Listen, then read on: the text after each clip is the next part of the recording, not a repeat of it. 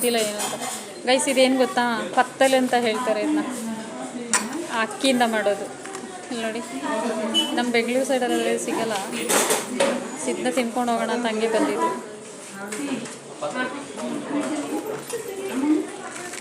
ನೋಡಿ, ತುಂಬ ಟೇಸ್ಟ್ ಇರುತ್ತೆ. ಇದು ಯಾವುದಪ್ಪ, ಬಾಯ್ಲ್ ರೈಸ್ ಇದೆಲ್ಲ ಅದರಿಂದ ಮಾಡೋದು. ಇದಕ್ಕೆ ಕಡಲೆ ಸಾಂಬಾರು, ಫಿಶ್ ಕರಿ ಇದೆಲ್ಲ ಸೂಪರಾಗಿರುತ್ತೆ.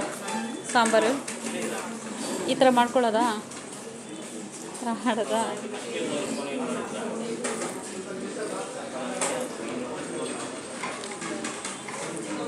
ಬಿಸಿ ಬಿಸಿಯಾಗಿ ಕೊಟ್ಟವ್ರೆ. ಹಾಂ,